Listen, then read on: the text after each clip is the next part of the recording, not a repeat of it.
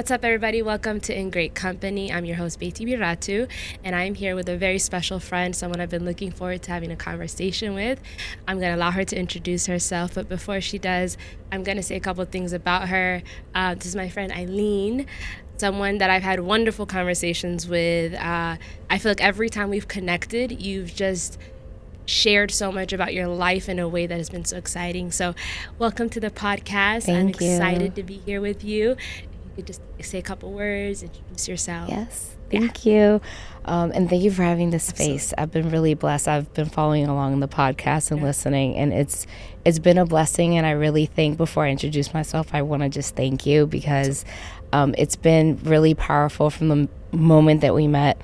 The relationship we've developed and how much I've grown and learned, but through this podcast and this space, I've just been blessed by so many stories, and I just think there's so much power in people sharing their stories. So thank you for that. And I know God is using this powerfully for you and for those you're ministering to. And my name's Eileen. Yes. Eileen Romero. I'm originally from Puerto Rico, which I'm sure we'll talk about. Yes. And I've been at Overflow, I don't know, like 2.5 years now. Oh, I thought it was longer at this point. Yeah, well, maybe longer. No, you're right. It may be 3 because I was pregnant. Yes. When I came, and Amir just turned 2. Wow. Yeah, definitely at least 3. Yeah. So 3, and I'm 99% sure you were the first person I met. No way. Yes, I'm 100% sure. What? Yes. That's so cool. Because Isabel was little, yes, and we talked about I probably ran to you because I saw a kid. Yep. And I remember talking to you saying you have a lot of engaged people. Like, you're going to have a lot of kids soon, and talking about children's ministry. And here we are. And there's so many babies. And there's more coming. Yes, Eileen. Okay, Eileen from Puerto Rico. You are a mama. Yes, of 2 now. Yes, mm-hmm. Yes. Beautiful kids, a girl and a boy. Mm-hmm. Did you grow up in Maryland? Did you say? I did. Yes. I moved to Maryland when I was 12. Yes, wonderful. Mm-hmm. And professionally, I don't know if you want to touch so on that. So I did 15 years in public health. Yes. And officially shifted 2 years ago to mental health. Okay. And I wrapped up this semester, well, in a few weeks, I wrap up my second degree in psychology. Ooh. My first one's in neurobiology and physiology. But I'm wrapping up my second one because I like brains, obviously neuro. Yes. But I want to go into clinical psychology, but probably research, not sure about therapy yet. Yeah. I'm so glad I asked you that question because I remember some of it, but not all of it. And that's incredible. Because it's crazy. That's amazing. Thank you so much for being here. I always, and you've said that you've seen some of the episodes, but I think every story has a beginning. And I don't know, I think it's just also how my brain works. I like to hear everything from the beginning to the end. So from the beginning, tell us a little bit about Eileen. Were you born in Puerto Rico? What did that look like? That's a funny story. Yeah, let me hear it. Yeah, so my best friends will laugh at this because I'm from Puerto Rico. My parents are Puerto Rican, but I was born in Texas. Both parents are Puerto Rican. Texas. But I was born in Texas, and I've never been. And the way that works is I was born there. So I'm a Navy brat. Okay. Right. So my father was in the Navy. And so I was born there, and 2 months later we left. To go to Puerto Rico? Yeah, we went to Puerto Rico. So you God just wanted you to be born in Texas? Yes, which is really bizarre. And then everybody's like, you've never been back? I said, wow. No, I've never been to Texas. Ever. So then people are like, oh, you've never been to Texas. And we travel a good amount, Ali and I, but he's been to Texas. Ali goes to Texas all the time with work. But I've never been to Texas. Not anywhere in Texas. Not in 39 years. This is a goal. Isn't that right? So now I'm kind of like, well, maybe I'll go visit the Alamo. Maybe I'll do something.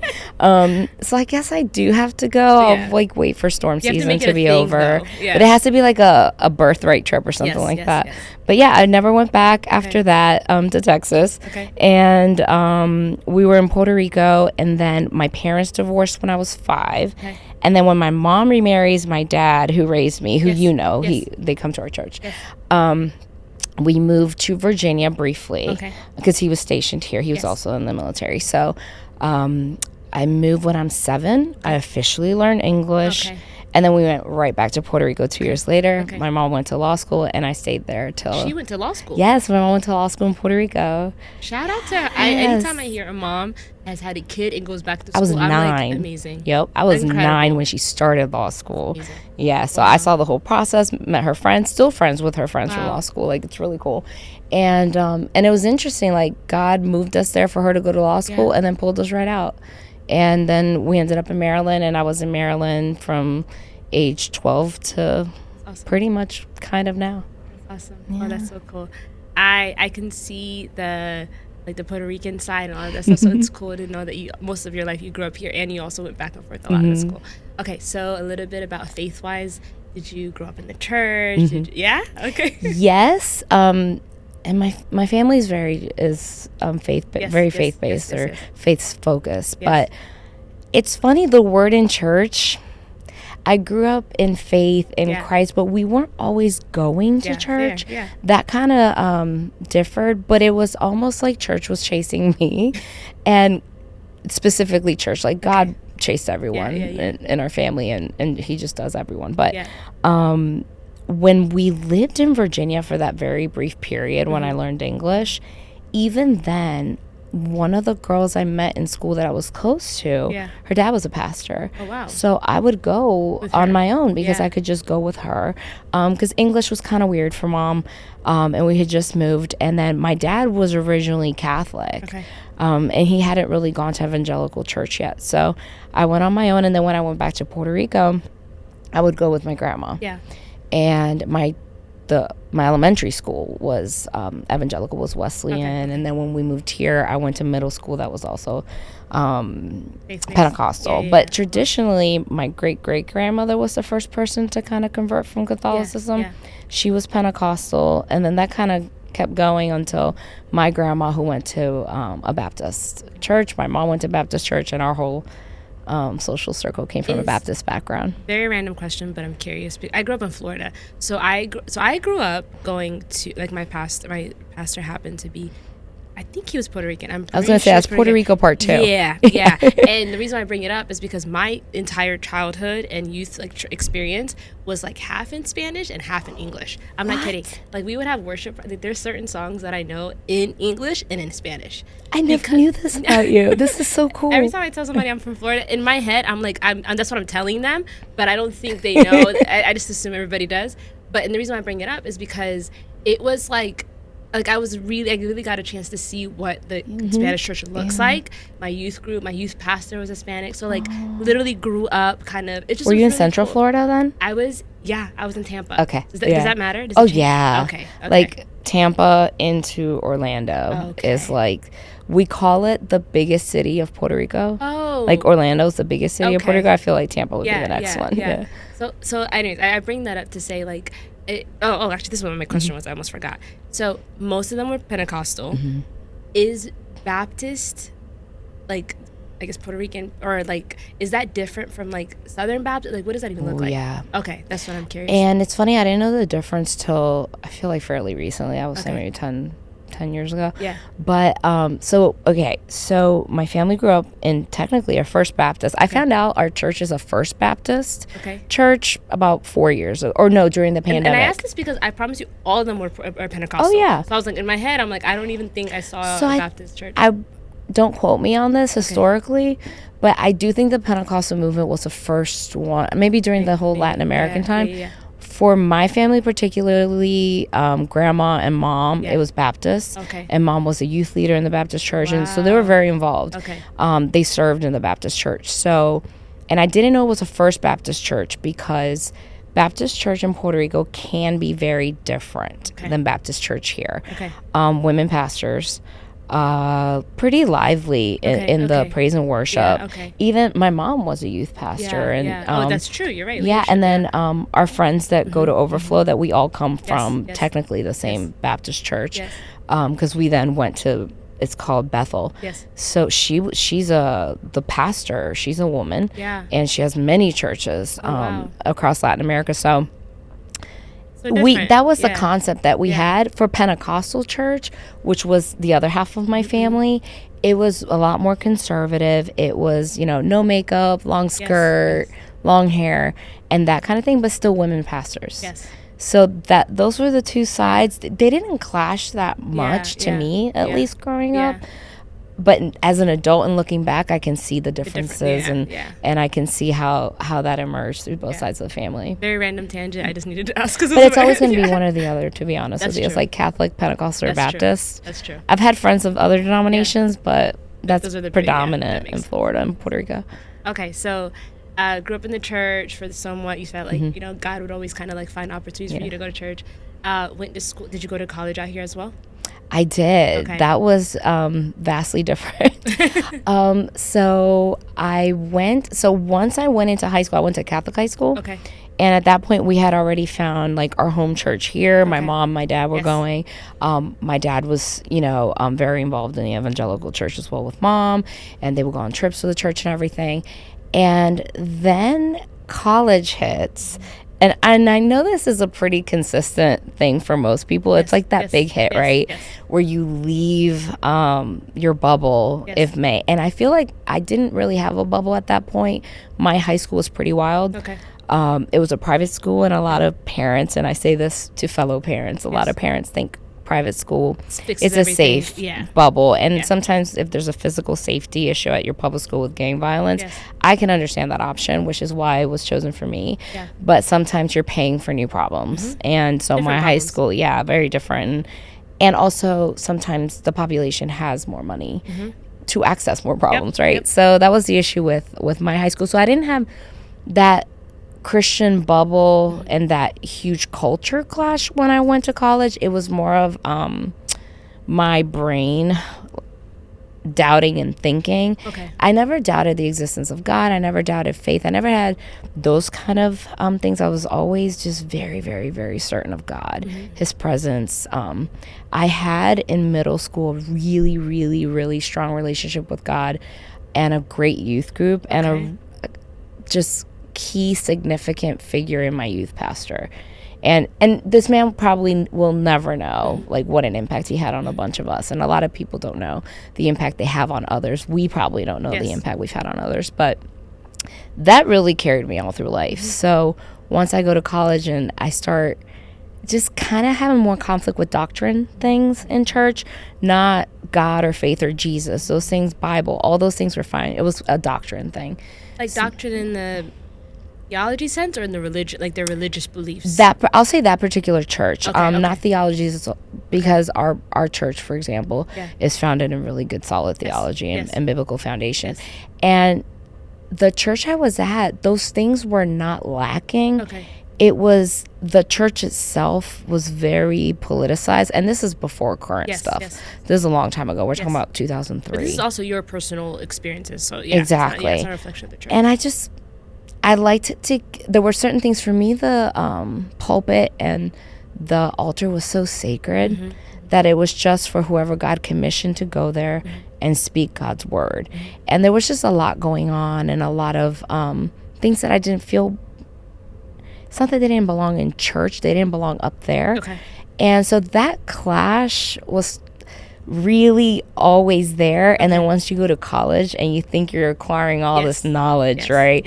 And you're like, oh, I know this now and I know that now. And then I met new people and I really was kind of finding myself. But while I'm finding myself, that starts clashing with some things. And it's that whole identity process.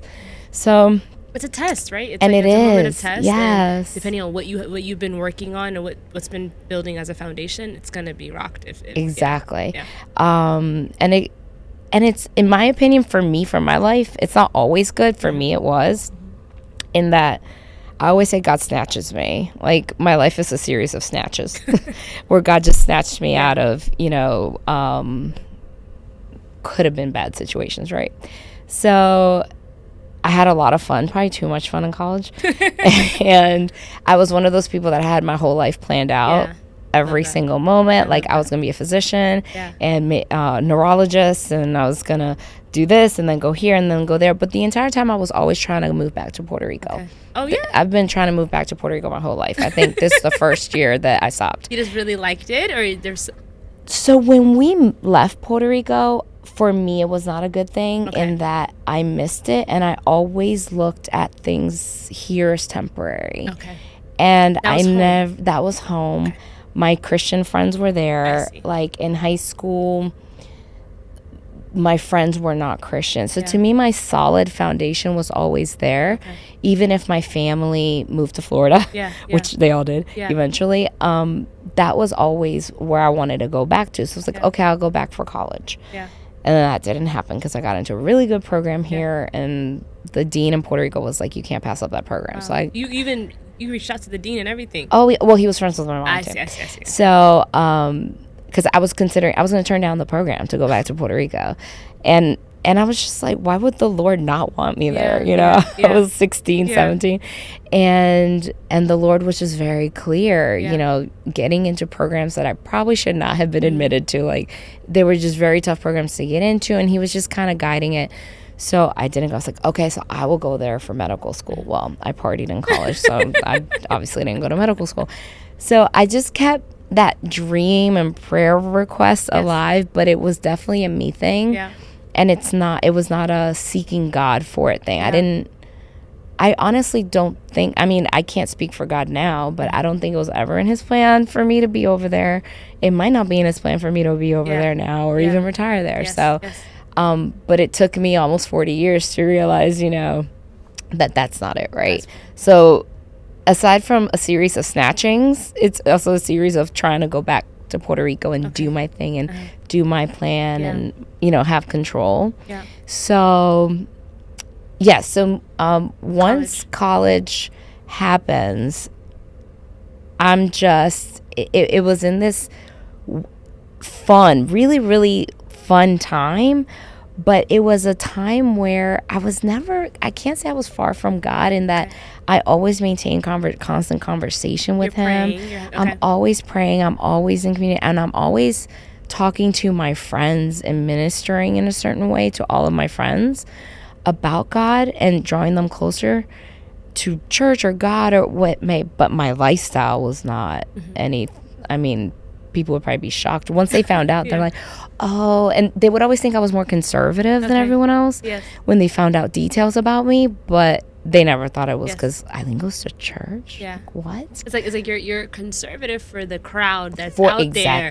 But when it's, you know. But I'm backslidden from from where I'm supposed to be. I understand completely. So it was just interesting because we would literally party. Ali says that if we did not party that much, we would probably have our homes paid off. Betty, when I say we partied, it was like Wednesday, Thursday, Friday, Saturday. I literally had this exact same conversation with somebody else, and I grew up in Florida, so again, there's a lot of opportunity there. But yeah, literally, that's what it is. That's what it offers you, though. No, it's like fun.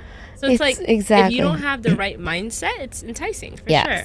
Which for us as parents, it's hard to say. I'm glad it went that way, but I am in that even the bad choices, because they're still bad choices, I think, but God can use them, and he did. And for our kids and just the experiences, and for our God kids, I think it was very valuable, and that we kind of grew up together partying. So, but it was a waste of money. Ali? Yes, me and Ali. Yeah, so Ali and I met in college. Okay, so we were both at College Park. So I was 18, still turning 19. Freshman year? Yes. Okay. This was spring of freshman year. Yeah. Wow. Okay. Yeah, and then we were friends. We didn't like each other like that. So, you know, I had at one point my boyfriend, and then he had his girlfriend, like his two girlfriends from college. I'm trying to understand. So you met like in a setting, like you guys are just just friends through a best friend. My best friend was also his best friend. I see, okay. So his best friend from high school came into College Park at the same time as me. Okay. We become best friends. He transfers in the next semester, and I meet him. Obviously, yeah. And and we're like dating other people and stuff. We never even thought of each other that way. So Ali's family's Afghan Muslim. He's from Potomac. Like I never even hung out in Montgomery County. Like this was the first time I met people from that county and culture. So he would never think he can marry a Latina. Yeah. Like Puerto Ricans never think they're going to marry someone who's not Puerto Rican. Yeah, exactly. Like maybe Dominican. Yes. I don't know. Yeah. You know, like maybe American, like Cuban. Yes. But so we just never thought of. We never, and if you would ask him back then, it's like, oh, Eileen will never marry someone who's not Puerto Rican. That's what he was saying. You probably were saying that. You probably I was. Like, I had a list. Yeah, absolutely. Because, back then, that's what they would say at church, like, make a list and pray on it. And I'm like, okay, well, here's my list. So that was pretty much college. And then at that same time, I met my ex. Okay. And I was trying to fulfill this list. Yeah. And we did not, like, we really should never have dated. And it would have been a terrible marriage. But I mean, the list, Puerto Rican, God-fearing, good career, military, it fit the list. Personality wise, I don't think I put that stuff on the list. I probably should have. But it fit the list. And I think that was my first of many encounters where God's like, it's not about you, it's not about your list, and it's not about your control. And I held tight to it more out of confusion. There's been other times where it's just me being stubborn, but with that one I really felt that it had to be a mind over heart, a mind over everything. Like I had to physically on my own effort do things right so that I wouldn't go through things that people in my family have gone through, so I wouldn't go through divorce. Doing the right thing. Go by the list and not by your heart or this. The heart is deceiving. And the heart is deceitful. It's biblical. But, there's also the context of things and seeking God's face and his word. And looking back, I should have known that also, just because that was the list, that wasn't God's plan for me. So that was, I think, the big testimony of, I was actually just talking about this on Mother's Day with my friend group. And because they're shocked that I'm the same person now that they know that dated this person back then. They kind of knew me back then, but didn't really know all the details and how God snatched me out of that.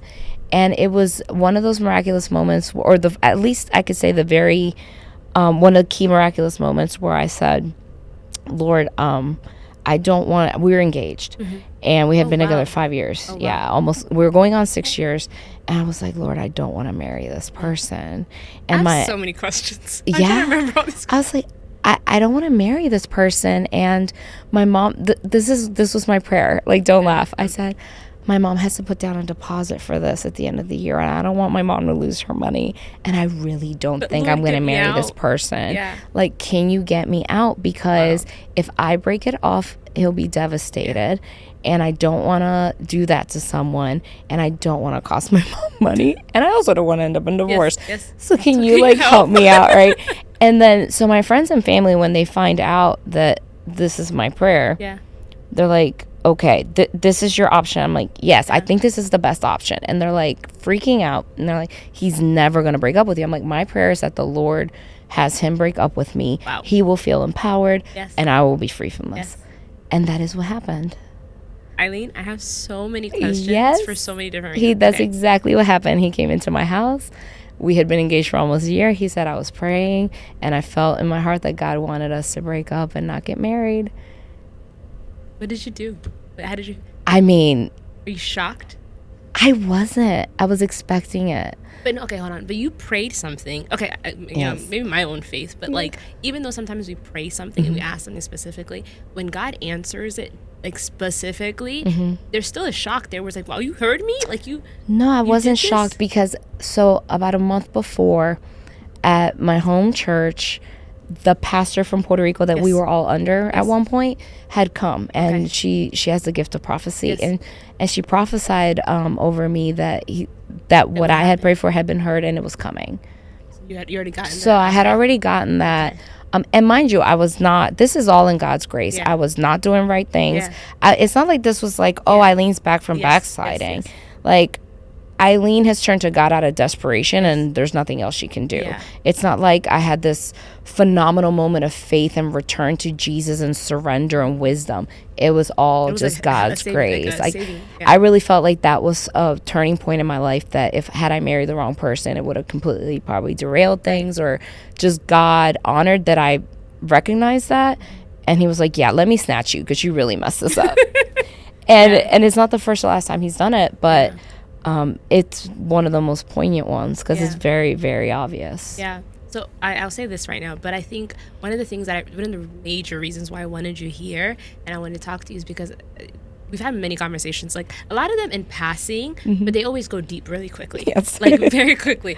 But then I remember one time when we went on like the sisterhood hike thing. Oh, the hike. So we had a long time to talk, and I remember listening to you talk, and I remember there's two things, right? There's this part of you that's like every time the Lord is teaching you something, I think sometimes as believers, we don't pay attention to the lessons. We just go through life. But then when I find people that are paying attention to the lesson, like what is God doing here? There's a lot of like not just self-awareness, but even awareness about like what God is doing.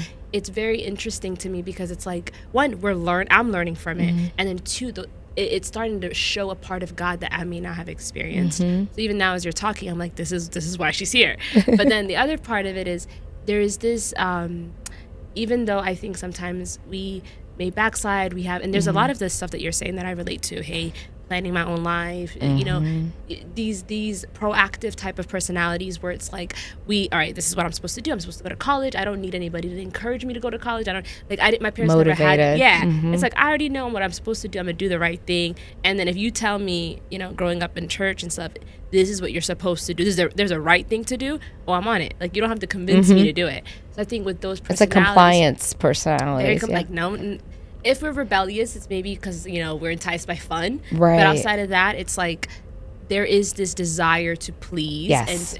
But with those personalities, there's a certain challenge that we experience with God because now it's like, well, faith is challenging because now it's like I have to release what I'm working on and allow you to. Yes. I'm saying a bunch to say I'm really glad and I have a lot of questions for you. Yes. Okay, so going back to that person in college. So you're dating this guy 5 years. We can either use that as the illustration, but I want to know a little bit more about what does it look like in the, like, okay, so you have this idea of I'm supposed to be with this person, and I relate to excuse me. I relate to the idea of, okay, this person is a believer. This person, and it could be with dating, it could be with anything. This person is a believer. He checks off all of these things, or this job checks off all these things, or this career checks off all of these things. It's the right thing that God, why wouldn't he want this for me? It makes sense. Right. And I'm curious. On paper. But then God doesn't always work that way. So for you, in this situation, I guess, when do you realize, okay, this is not what God wants for me? Because I'm assuming it's not because of the character or other things. It's more of like, like, I don't know if this is what God wants. I feel like we grow up, especially our personalities, and I'll include you because you really, really understand it. When you're very compliant and you're very brainy and you're in your mind and you're trying to control and plan things, and you've grown up in a culture of excellence and motivation and academically driven and professionally driven, you stay in your head, and we lose a lot of instinct. One thing I love about Ali is he has such good instincts. And I feel like I started developing instincts later than even discernment. Like, I feel like instincts is the last thing I developed in my life, and trusting my gut and trusting how I feel and honoring how I feel, because I've always thought that, well, not always. Back then I thought that how I felt would mostly contradict God, sway me the wrong way. But everything's in a balance. God puts certain desires in our hearts, thinking of us and how he's going to use us, right? So deprogramming everything for this list of things you hear, whether it, you know, it be through church, through how you grow up at home, you have all these influences hitting you, but you can't, if you are in God and you're walking in him and constantly in his presence and in communion with him, he's not going to go against necessarily the talents that he naturally has put you towards. So if I'm an artist, but I told my family that I'm going to be a physician, but what impassions me, what I love is art, and everything in blood makes me throw up. Like, I really need to think about, you know, those things. So sometimes we stay in our head and stay the path and stay the course, and we control things. And for my life, at least, and I'm not saying that that's for everyone, because not everybody has that mindset, when God takes over, usually not because I'm this like great Christian that surrenders, usually because I'm exhausted, desperate, defeated, and have to give up. Yes. Once I give up and I allow him to step in, it's amazing, the stuff he does. Yeah. It's ridiculous that it has to happen more than once, because I should have learned it from the one absolutely. time, right? It's over and over and over. But it happens all the time. I could be here for hours on examples on that. But I feel like that's what happened in that moment. But also when God steps in and takes over and does this miraculous work, there's always going to be an opposition. There's going to be doubt. There's going to be, you know, a lot of counter to that, because then the enemy knows, oh, I'm no longer in control here. And so I need to start, you know, nitpicking at her, because obviously you can't do anything to God. So I think for me, those are the key moments in my life that I can say when God takes over, and he would every time. He should be over everything all the time. It's really me letting go, but letting go of control for personalities that plan. And for me, I'm textbook control freak, was tough. So understanding that what I felt in my heart about this person, knowing that I wasn't like in love with them anymore, that I just, all the things that I saw, and it was just so hard and arduous and difficult, and I was just, it's like shoving a round peg in a square hole. Like it didn't, God is not illogical. God makes sense. It doesn't have to make sense to the human mind, but God shouldn't be difficult, and everything doesn't have to be martyrdom and sacrifice. Like there's joy in what he's doing, and a sense of peace when you're walking with him and when you're making decisions. And in the end, my biggest lesson from it was, it's okay to make a mistake. And I think pushing it so that it wouldn't be a mistake held me there longer than I should have. Sometimes it's okay to cut your losses and said, this is a mistake. God, can you fix it for me, because I messed up? And having that grace for yourself too. There's so much of what you're, I'm like, wow, it's teaching me everything. Like there's so much about what you're saying that I myself have experienced. And you're right. I think part of it is, you know, sometimes I'm like, I think it's personality. Sometimes I think it's environment, certain cultures and upbringing. And you're an only child. I'm a firstborn. The desire, the joy that I get in pleasing my parents, people. Like I grew up with, oh my God, Betty's the best. Like everybody was like, you're great. You have the best job. So I think all of those things add up to this person where it's like mistakes are not possible. No, you have to avoid the bar's too high. And if you make this mistake, it's a huge thing. And I'm trying to avoid it at all costs. But then that creates a person, like you said, even with Jesus, where it's like, I am trying to make sure everything, as if God can't help you. First of all, I never kept myself from the mistake anyways. It was always God that saved me each and every time. But you have this fear of that. So even like with certain, like there's situations as well for me where it's like, I've gotten all the way to the very end, not wanting something, not being happy with it, but never taking my preferences, my desires, an account, just doing what I needed to do, doing what I'm supposed to do. Exactly. And then getting all the way to the very end, and God is like I remember I had this aha moment very recently where I feel like, and I hope I could repeat it the way that I heard it, but it was like, I felt like God was like, I'm never going to tell you, out of obedience for me, I'm never going to tell you to do something that you don't want to do. And not from the, obviously there's disciplines for sure, but like, if you're not happy about something, you're like, let me give you an example. Like, I'm not going to keep you in a miserable situation because it like out of obedience for me. And I remember being like, you won't? Like, I can say no to these things? But that's new. There's a lot of people that are hearing this right now. I don't know. That would never think of that, because you think you have to go against the grain the entire time. And going against the grain for God is different than going against the grain in everything. Like we think it's like a badge of honor of struggling. I wonder some of it I think is the upbringings that we had in the churches, because the way that God is portrayed on the pulpit is like this revered God. I remember I had this moment one time with Pastor Paul where he was praying for me, and he was like, it's okay, I had just graduated, everything was like wonderful, and he's like, hey, it's okay to tell God you're disappointed. And I was like, what? No, I am not disappointed. How could I possibly, the God of the universe that created everything, how could I tell him I'm because by telling him I'm disappointed, I'm telling him he's wrong. And you feel ungrateful. Yeah, and I'm like, wait, he's not wrong. But it's like, no, based on your understanding, your experiences, you're allowed to tell God that this is not what you thought was gonna. And he knows already. Yeah, that's the other part too. And I just remember being like, so wait, not only am I disappointed or I feel some type of way about this, I also don't have a good picture of God, because I don't even think I could approach him. So like even with the mistakes or with these things, it's like I've learned now, like, and I will tell you, like, literally the old Betty, the way that I saw God, the way that I talked to God, the way that I prayed, all of that is completely different. Same. Like completely different. And it's like I don't feel bad saying anything and everything that I'm experiencing with Jesus, because one, he already knows it, but two, there's that freedom now where it's like I don't have to come politically correct to Jesus. And you don't have to be paralyzed by it, because when you have to do it all on your own, there's no freedom in that.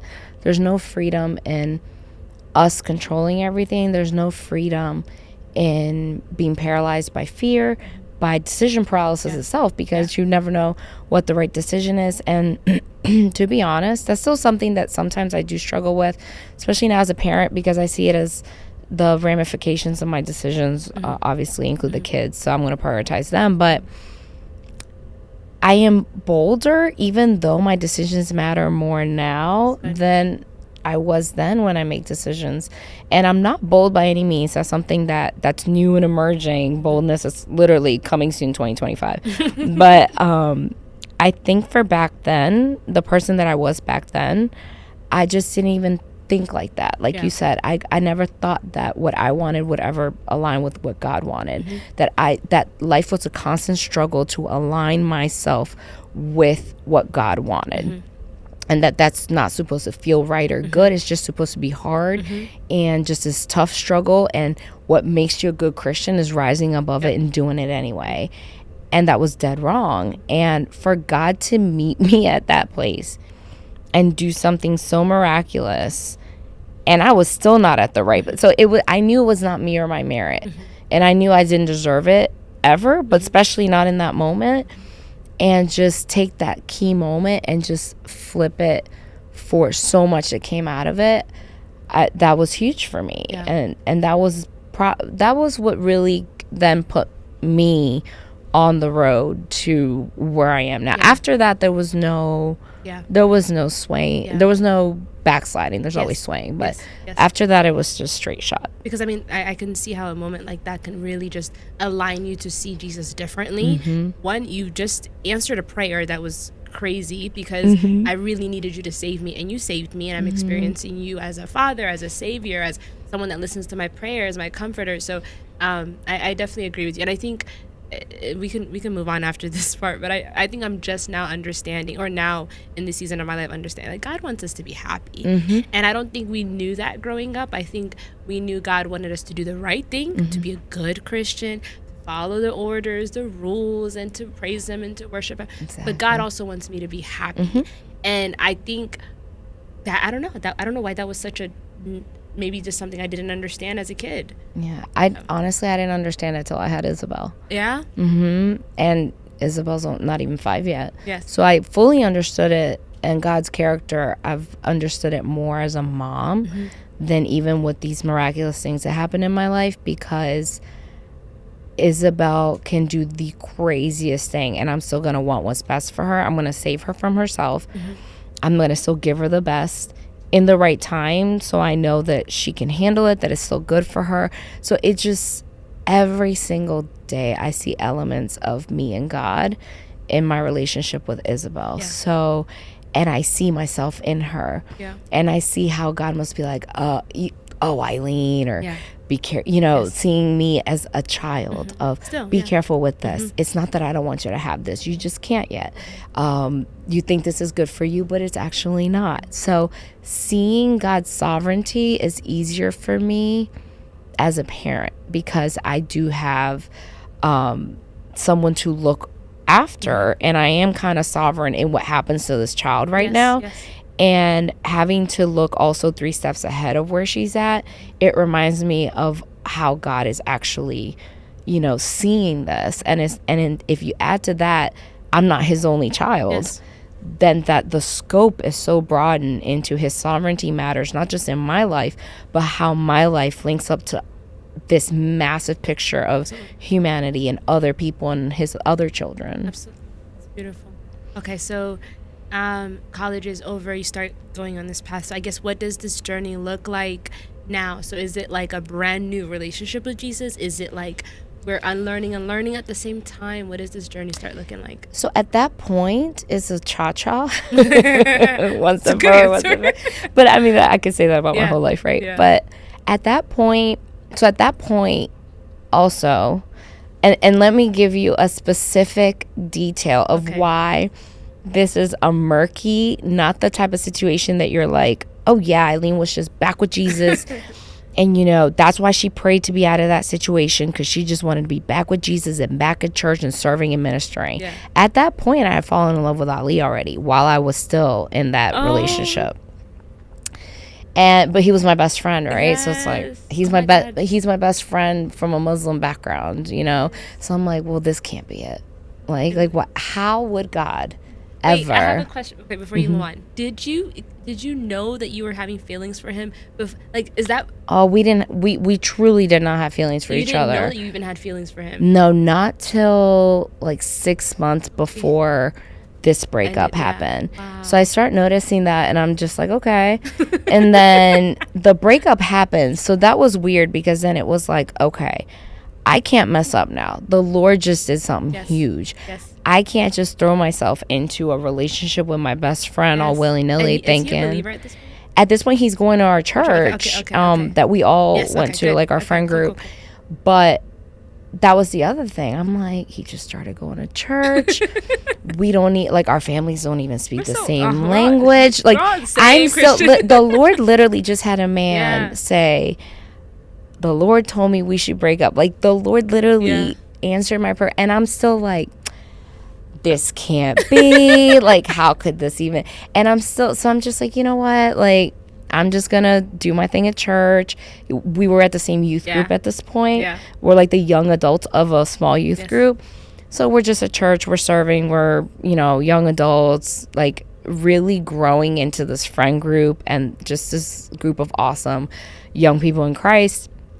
Ironically, I'd never been baptized, so we get baptized together. Oh, wow. And we're just serving under this awesome pastor who married us, who was our mentor. Like, it was a beautiful time, and that time was one of the best times of my life, and that we were also serving and doing fine arts and just growing. It was grow just up the same fine arts as well. Yeah, that's what, and our whole friend group did it too. Exactly. So because the youth really held that down for the church. So it was a really cool time of growth and just focused on that. I was already working at NIH. I was already doing public health. He was already, I think, at Capital One at that point. So we just kind of focused on that and us, but it was just like, this can't be because it doesn't fit the box. And I feel like every time I hand a box over to God, he smashes it. It's like, have you ever seen the I don't know if it's a meme or a TikTok, where it's like, you get the little kid out of the water and you like put them away right here and then they run back in again. It's like, I promise. It's like, he's like, I just saved you. I just taught you this lesson. Why are you doing this again? Have you seen the meme of where the kid, this is me. Yeah. The kid thinks they're drowning and they're freaking out, and the parent just grabs them and puts them on 2 feet, and the kid is in like 6 inches of water. That's like, me. Oh. Like, I'm flailing on my back, and then he's like, it's you're 6 inches of water, you're fine.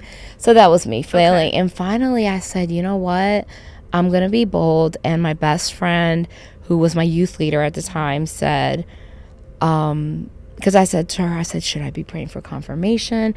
Like, do I need God to come down on a cloud and say, yes, you can marry Ali, right?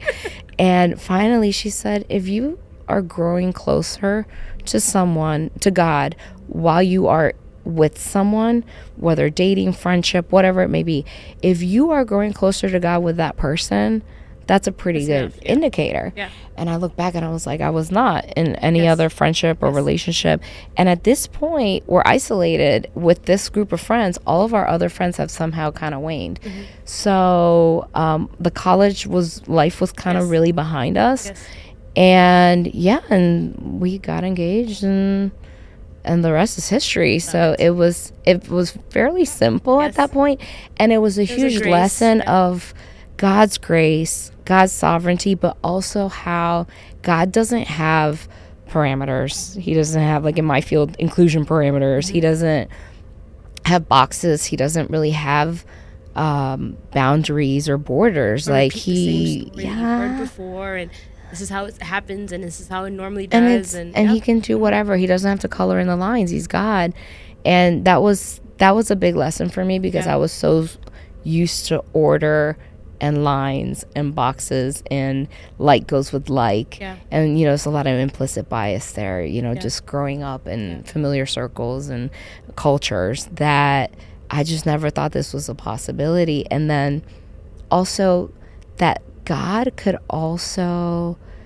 be so practical, that my best friend, that is the easiest person for me to get along with, could be my husband.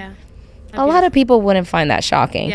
But when you're used to these lines and parameters and borders, it was shocking to me. It's shocking to me that to this day sometimes but God is not. Sometimes we make things harder than they are. Absolutely. And we make God into someone who doesn't have common sense, into someone who's always testing us, into someone who's making things difficult, when really he just wants an intimate relationship with us, so that we feel comfortable and certain and have discernment when we make these decisions. And it's actually easier to do, and not more complicated. We're the ones that complicate it. I think I'm starting to guess that the reason why we like these lines, or we stick to lines, or like these parameters, and God works this way, and we assume and we stick to that, I think part of it is because, one, we think that we're going to make a mistake or do something wrong. But the thing is, and it's not preached, right? People don't preach like, oh, it's okay that, like, everybody's nervous about telling somebody that God can do something out of the box that they've never seen before. But the problem is, or the issue is, you can do that if you have a relationship with Jesus. Exactly. So it's like he can do out of the box things if you are in close proximity with him, where he's communicating with you and telling you and in fellowship with you, and you can hear his voice. Now, if you're not in his space where you're able to hear from him, you can definitely do things wrong. But if you're in close proximity with Jesus, and how to ask him about the small things in your life, he's going to talk about these big things. So you're gonna know. But I think people don't have that intimate relationship. Exactly. So it's like, I'm gonna stick to the parameters that the church teaches me, because then I won't make a mistake. No, have a relationship with him. And there's a difference between discipline, control, right, and then there's also the opposing force of our control and surrender. So we need to make sure we're not conflating discipline and control, because one thing is to have, in Spanish, when we say self-control in the sense of a fruit of the Spirit, it's dominion over yourself is the way we say it. It's dominio propio. So like it's, self-control is just, it's almost like power and authority. That's important, to harness your flesh and your natural desires. That's one thing. But to have control over your own life, when you're supposed to surrender it to God, when control over your day, the people in your life, your children, your job, your money, that having control is completely not a biblical thing. And it's supposed to be surrender. So sometimes we conflate discipline and control, and we think we're supposed to be this controlled person that does, and control is something we do with our own strength, whereas discipline and self-control is the fruit of the Spirit. That's something we're doing in Jesus through the Holy Spirit. And I think in my life, I've always had a prayer life. I've naturally liked to read the Bible, so I can't say like, oh, I'm just this like amazing Christian. Honestly, I just like it, but it's also very important, right? And then Worship is the one that requires time, and time requires discipline. That's the one I've gone back and forth on, that when I'm closest to God is when my worship is the tightest.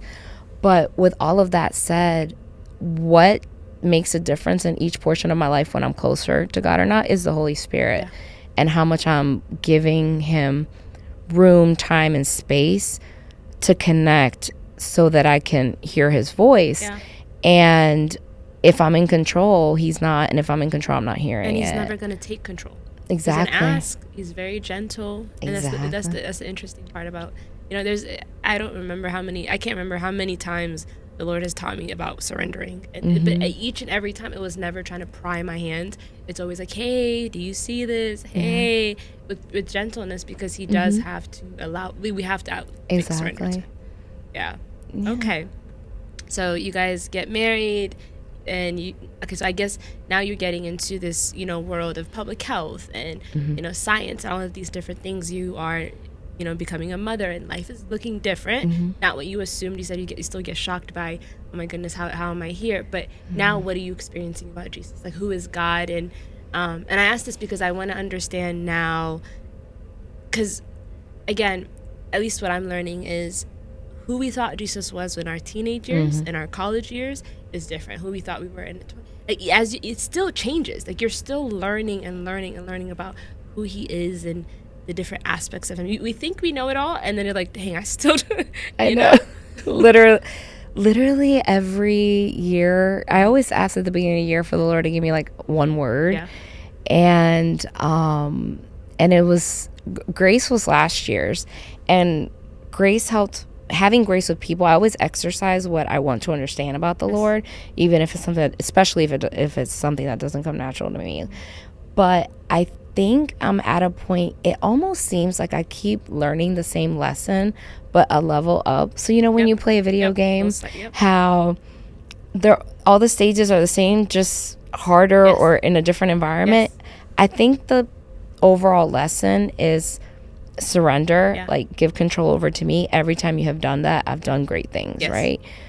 But now I'm at a season where I've accepted it. And when I say season, I'm talking about as of this year. Like, when I say recent, I'm saying as of this month. I hear you. And that's when I started, when I made probably one of the boldest decisions since, getting married of, I'm going to do something that makes no sense and that people would be like, that's not wise, Eileen. And the last time I did that was when I prayed for God to remove that person from my life. So I said, Lord, I'm just going to trust you, because the reason why I'm making this decision, or my heart behind this, has nothing to do with me, my desires, my flesh, or anything like that. It has to do with my children, my family, spending time with you and honoring you. And I really, truly feel he will honor that. And it gives him the space to do what he needs to do. If I keep making decisions, I'm not letting him in anywhere. So I think boldness is something that I really need to walk into and embrace and accept, being bold with him as a father. But what has enabled me to do that has been motherhood, and just constantly every day, because I'm home with my kids, seeing myself in my kids, and then seeing God in the way I love my kids, and then knowing that he loves us so much more than that, me being not a great parent compared to him. So that has been a big moment in my life. But aside from that, and I've said this many times to our pastors, that my time at Overflow, the growth at Overflow has been exponential compared to other places, because I've been here in a small amount of time, but I feel like the maturity could be the season of my life as well, and being a mom and married. But the revelation that I have, the amount of revelation I've received at Overflow with just key aspects of Christian living has really grown me really, really, really quickly. And I am the same for me as well. But I think for me, I've always kind of connected that with like the different spaces that I have to grow in. When you are, it was people, and you're kind of, that really truly, iron does sharpen iron. Conversations are being had. You're seeing and hearing people's lives, so you're asking questions, you're hearing testimonies often. So when the Bible says like live in community, truly actually walking in community, it is challenging because you are seeing parts of you that you don't like, and you're just being exposed. You're seeing parts of other people that you still have to have grace to. You are having to rise up to a certain like place and knowledge or even posture that you don't know if you can. It's a challenge, there's so much, and it's like you're constantly like just being stretched. So I definitely agree with you. I think there's a lot of that growth happening in this season as well. So when you look back at, you know, past like 20 years, you've learned a lot. I know that. And I know you have the opportunity as well because you led small groups and stuff like that. And I know I came once, but I promise you it was so impactful. But like, I've heard you talk to like some women and people, and you're pretty good at like not holding back, sharing information, like knowledge. Like I feel like if Eileen has figured it out, she's telling somebody else. When you look back at the past 20 years, what are the things where you're like, hey, let me help you out here. This is kind of how, you know, who God is, and don't walk this path or whatever. Like, what are some of the things that you look back and you're like, I'm, you know. Yeah, and shameless plug for the life group, because I feel like I've grown from them even and learned from them more than in any other type of I was setting. Stunned at once. I remember just being there and like, oh, wow, like the vulnerability, the conversations, the safe space that existed, people's different experience. It was very impactful. Yes, and that I'll say, when you turn, that's another example, when you surrender something to the Holy Spirit, like pray over your home, pray over who comes in it, pray over what you say to the people that come in it.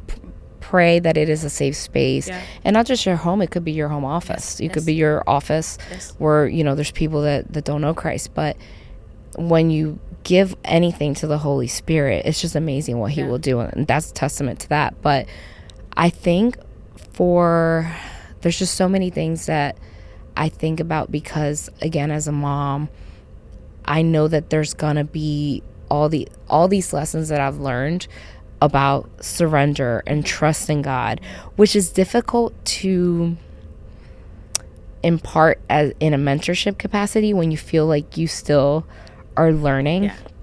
But it doesn't take away that you still have experience. So I think understanding that your identity in Christ, just because you're always going to be growing, right? Even Paul, when he had all these accolades, and you know, he still did not consider himself anywhere near where he should be.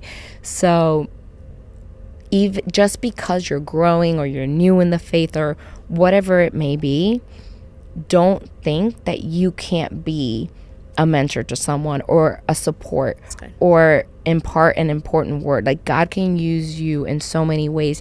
You don't have to wait to get there. You don't have to be. There is no there. Yeah. I mean, once we get there, it's just chilling in eternity in heaven. So, but you don't have to wait. You just have to know you're aligned with God, because we all have experiences. We all have, like I said, that community and sharing those stories, just stories. Sometimes we think we have to have this amazing word, and we have to, you know, fast for, this is how I used to be, you have to fast for a certain amount of time to know the word before you're going to give it to the person. And it's like, that's still all you. He doesn't need all that. All he needs is like open hands and an open disposition and an open heart. So just surrendering both our insecurities, surrendering our control and our fear into trusting that what God has for us is great. Trusting that what God has for us is going to make us happy, and not happy, but joyful. And it's not always going to be, you know, happiness and joy and good times. There's always challenge, but that peace and joy of God, he designed you for a specific walk, for a specific purpose. So he's not going to do anything that contradicts that. So just letting go and trusting that he loves you so much and that he's a good parent, that he will have your heart and your mind and what you like and what you love and who you are in mind. And then also not tying your identity to what you do. Either in Christ or in general, just your identity is always you're a child of God, right? Whether you mess up or not, whether you think you've done great things or not for him, whether you've done terrible things to your past or not, like that's not your identity. And I tell my daughter this all the time. Like, we don't say that person's naughty or that person's this, that we say your brother did a naughty thing. Yes. He is not naughty. So I think of that to myself of, oh, I made a mistake. I am not that, right? So I think those are important things that sometimes the enemy kind of, throws at us to sway us, to stop us, to give us a doubt, to give us the insecurity, to freeze us, because that's the only thing he can do. It's really good. You talk about the kids a lot, so I want to hear a little bit more about like parenting for you. And I know there is this aspect that you shared already that like you're learning a lot because God is showing you a lot. But also when you think about because you're an intentional parent, and I noted that, and even with Sunday school and how you talk to them and like the different experiences I've had with watching you guys.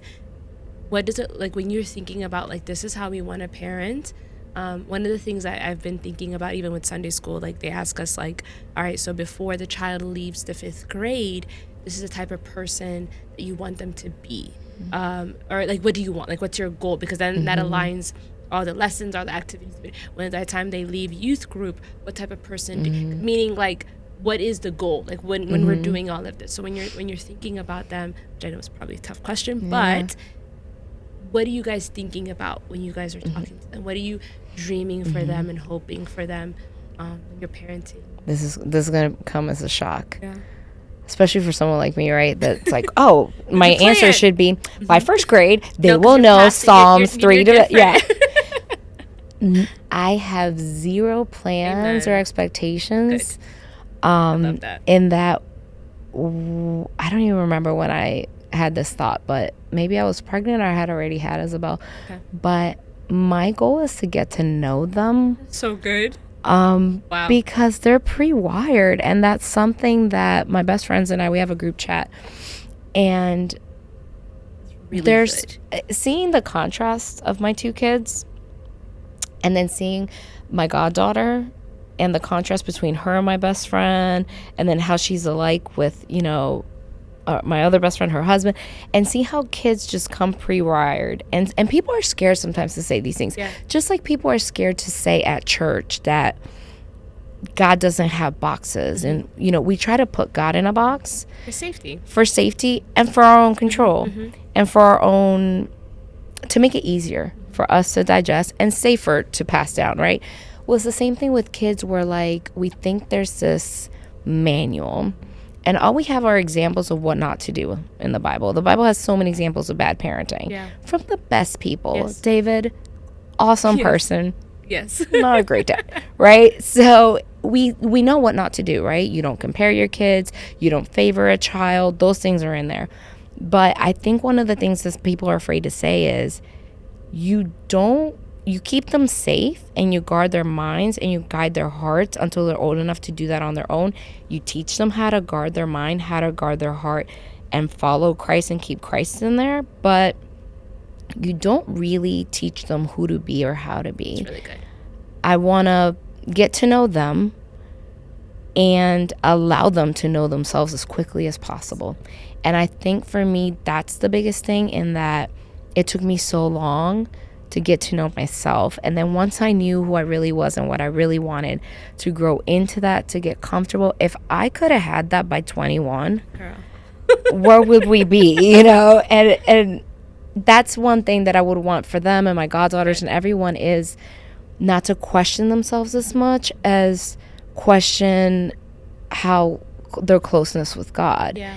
And for someone who is naturally an anxious person and a worrywart and stuff like that, it is unusual for me to think of it that way, but I'm perfectly okay with whoever they are, because that's who they are. God designed it. Yeah, it's gonna happen. Like, I can't sway them to be anything other than what God made them to be, and I don't want to, because he has the plan. It's not mine. Even if Amir ends up being a DJ in Greece, it is what it is. Like, maybe he will be the Mediterranean's first Christian DJ. I don't know. Like, Christian house could be a thing in 20 years. Absolutely. But regardless of what it ends up being, I don't really want to mess with it as much as I want to protect it. And I also really, really believe that God honors generational blessings. And my great-great-grandmother was the first person to be Pentecostal in our family. And I named Isabel after my grandmother, who's like the matriarch of our family. Yes. And it's just, we've seen some crazy testimonies in our family. And people always, by the time is their end time, and by the time, they're about to go, they have Jesus and they go with Jesus. So I think instilling that early, and they're growing up in the Word, in prayer, and loving it. Like, Isabel has a love for the Word, and Mama, can you put on the Bible app? And she likes the songs and performance. yes, she'll be Pastor Christina. Yes, I always end up being Pastor Paul, and she gets to sing, and I have to preach, and so I think a love for that is also what kept me committed to God and always in communion with Him.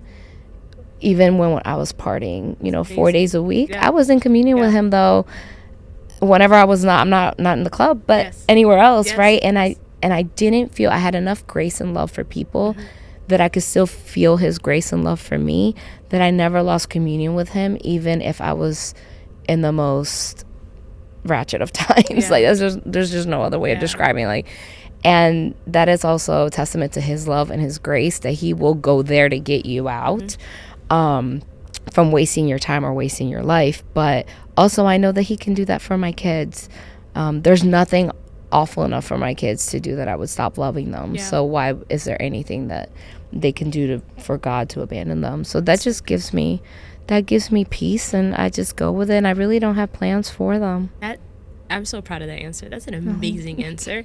And I think you're right. In a world where there's so much noise and there's so much I think it's way worse than when we were kids. I mean, there's so much access to, information and everything like that. And I think in a world like that, it is very challenging to know who you are. If it was hard for us to figure out who we are, and all our only influences were our friends, our churches, our parents. And Oprah. Yeah. That was and Oprah.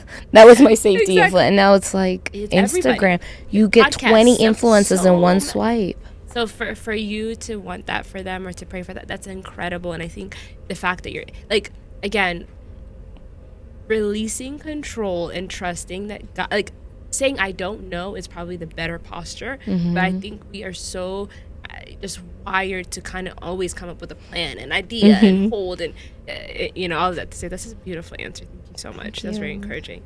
Okay, so you have so much ahead of you in so many different ways, with work, with life, with your family, with ministry, because I've also seen you in that as well, and I know that there's a lot there too. What are you looking forward to? What are you excited about? I feel that something's coming. Okay. I don't know what it is.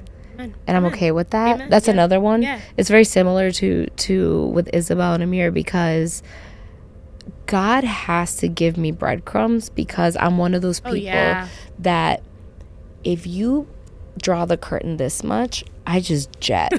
And I make sure everything complements that glimpse, and I'm just going for it. And then I wreck it because I haven't seen the whole picture, right? Yes. So God can't even like draw the curtain. He literally has to pull me in like this, little by little, because I'm just too quick to take over and take control. So He has to make sure He keeps me out of control. And I appreciate that, because I know myself. But with that said, I think I've gotten to the point, and I turned 40 this year, and I'm very excited. I love aging. I'm not one of those people that hides it. I'm so excited. Like, the older you get, the more experiences you've had. Theoretically, the closer you are to God. That's true. Like, there's just so many cool things. So I'm excited about that. I'm excited that I just know so much of myself now, and I'm confident in it. And I've just learned so much that it's a peaceful and freeing time, which is hard to say with everything that's going on in the world and with the responsibilities that Ali and I have now in our home with our kids. But it is in that it's freeing, giving, like, surrendering to God is so freeing, and it gives you peace and mental and spiritual rest just to wait on Him and see what the next thing is, to where, like, I don't really have to know. I have plans that in my head, I will say, like, not even on paper. I say, Lord, I would like to go to this program to do this type of clinical psych research. Yes. Who knows if that's what it ends up being, or where I end up, what I end up doing. I'm okay with it not being exactly what I asked for, because I definitely recognize that what I asked for is not always what I need. Mm-hmm. And that I'm already living answered prayers, and my life is an answered prayer, but sometimes we forget what we prayed for 10 years ago. And I remember in 2015, so Eileen and I got married 2014. 2015, I was working at NIH, and the schedule was, I had a compressed work schedule. So I had one day off a week, and I remember walking my friend's dog and being like, man, if I have kids, like, I wish I could stay home with them. But how do you do that living in Maryland, like financially and all of that? And I wish, like, no matter how hard it gets, I want to be home with my kids. It'd be nice to be in Maryland, serving in a church in Maryland. But I just don't know how we're going to do that. I can't quit NIH. We need that money. And flash forward, 11 years later, or really it started 10 years later, whatever, I'm home with my kids, with both of them in Maryland, living 20 minutes down the road from where I lived when I said that prayer. Wow. So I've learned that I would have never thought that these choices and where I'm at right now in my life is what would make me happy and fulfilled and what I needed. And it has been. So it's not a why bother making plans. It's, hey, this is an idea of what I would like to do, but I really just leave it up to him, and he's literally piecemealing it. That's amazing. As you're talking, so part of me is convicted. Part of me is like, oh yeah, she's absolutely right. And it's interesting because I feel like I'm in a season of my life where the Lord has, I can tell you how many times every month we're learning to do a different part of the Bible that's telling me to surrender and to release control. Mm-hmm. But then the funny thing is, I'm like, I thought I did. I didn't. What else could I possibly give you? But you gotta level up. But then there's moments where it's he'll be like, okay, well, what about this area? And you're like, no, not that one, because that one, it just has to be this way. Like, and so it's like I'm still seeing, and he's kind and he's gentle, but I'm still seeing how there's so many different things that I still can release. But I have also learned, so I have released certain things, and I've seen how gracious and kind he's been about it. So so part of me is also looking forward to release. I haven't gotten all the way there, and I'll say that even as we're speaking, I'm like, yeah, there's definitely more work to be done.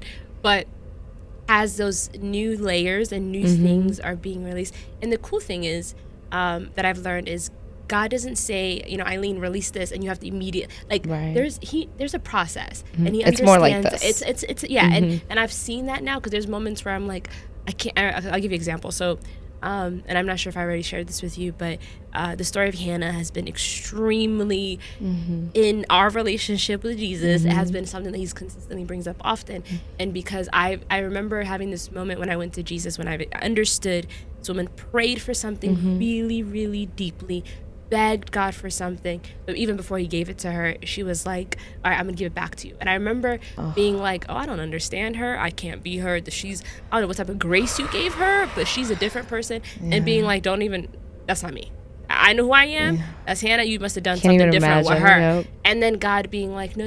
Like, there's something she understood. There's a relationship she had with me that you can also have. So let's work towards there. So it's not, I'm not asking you to be Hannah today, but you can be Hannah. And like seeing that kind of that unfolding.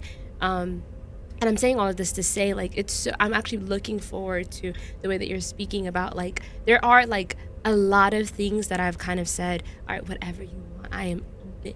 Whatever you want to do. And there's certain things where I'm like, still, could you keep it in this city? Could keep it in this parameter? Because this would make me so happy. Why would you change this aspect? Because this is actually what would make me happy. So I'm still, to be honest with you, I'm still learning what it looks like to have desires and prayers and like and preferences and have those as a child, because you have the freedom to do that with Jesus.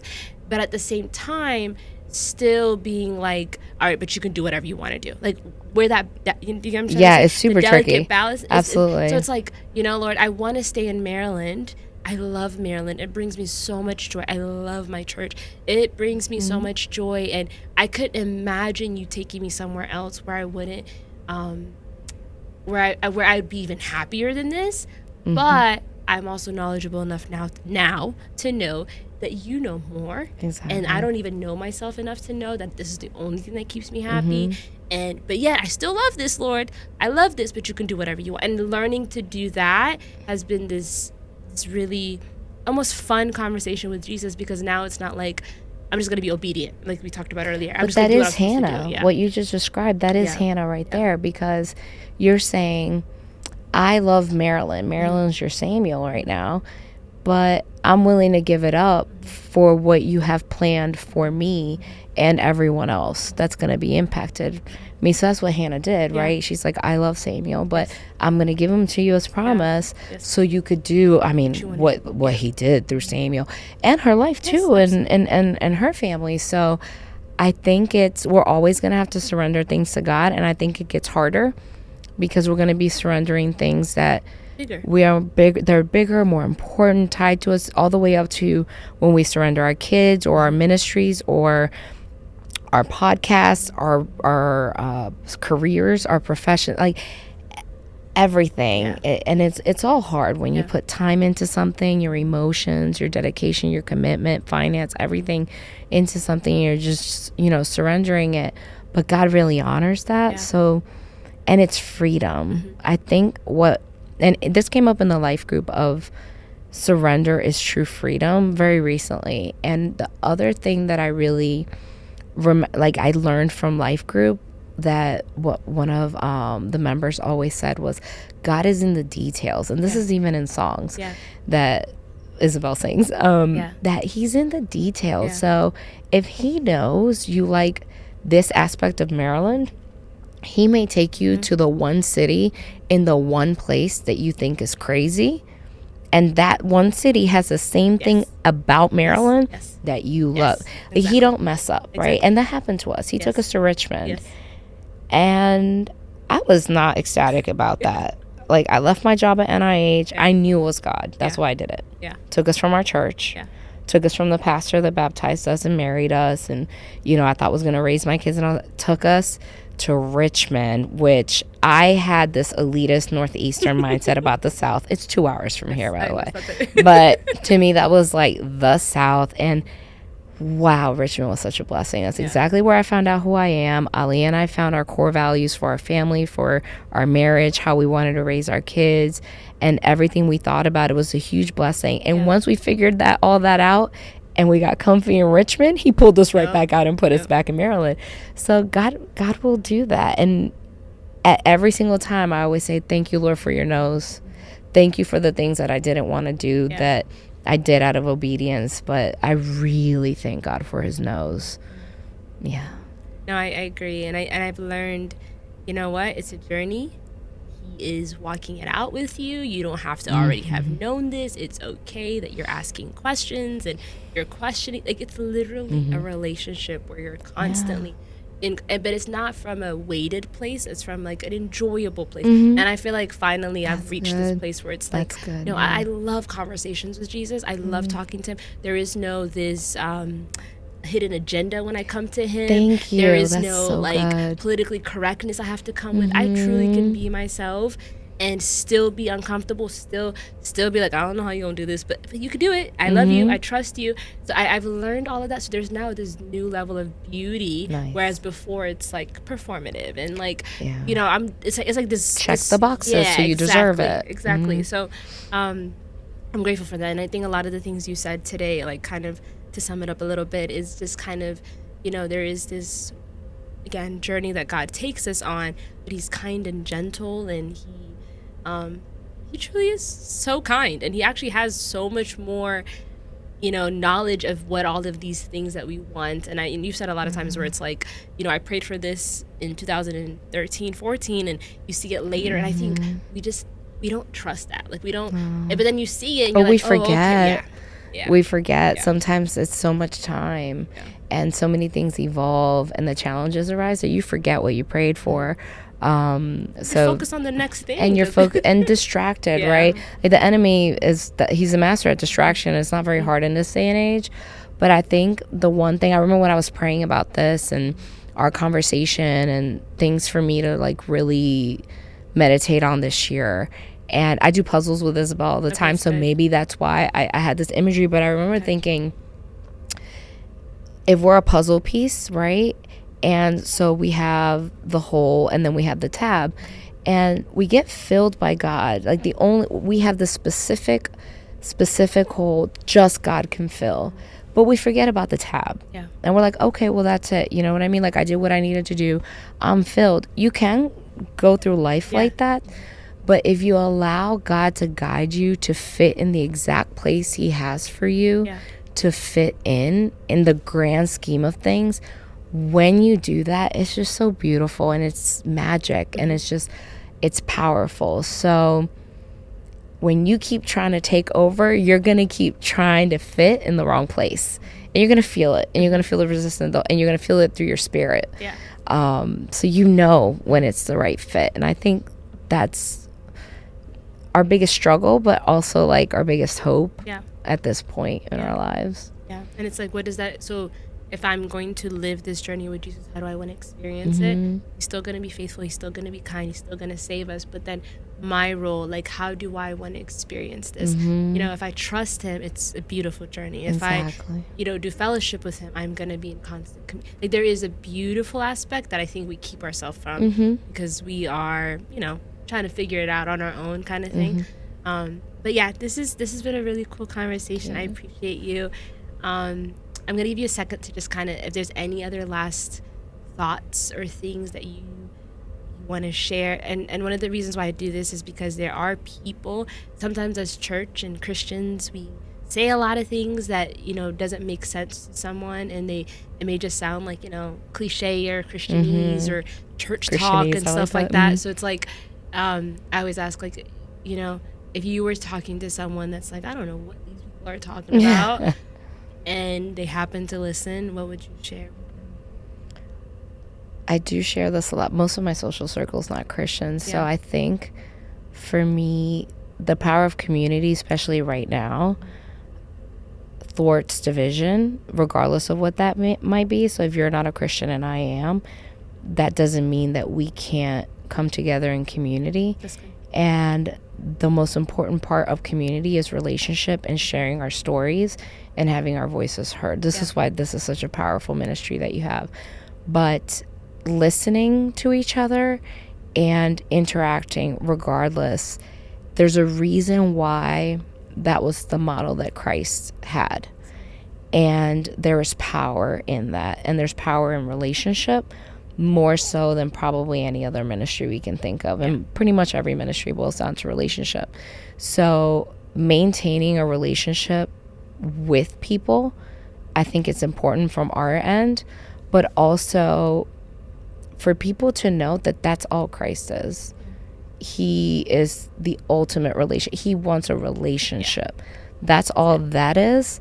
It's salvation, it's freedom, it's love through that relationship. But whether you're trying to meet him and come close to him now, or you've been a Christian your whole life, grew up in church, that relationship is what determines everything.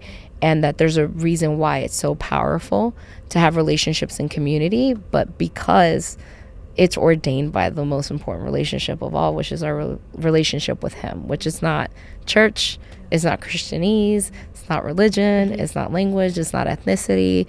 Jesus is Jesus, and that's its own thing. Yeah, that's so beautiful. Thank you so much. And I think that's a good reminder to always know that, like, as you are, he already knows you, he already made you, he understands you, he closer than your closest friend, knows your thoughts, but he just wants you to draw near and to want, and I think when we remember that, everything else gets easy, because I think sometimes the church can feel intimidating and religion can feel intimidating, so it's like, no, just Jesus wants you to literally just be like, hi, just a hello is enough for him to start a conversation with you. So it's really cool. There's 100%, and the reason why I wanted you here, it is because of this conversation. Eileen, you are so encouraging. I love the way you want to share your life and time and home with people. And I appreciate your wisdom, and I understand why, you study psychology and I get it, because even the way that you think and the way that you share speaks to that. So I'm excited about that. I thank you so much for being here, and I'm sure people are encouraged by everything you just shared. So thank you for having me and for having this space. Absolutely. Thank you.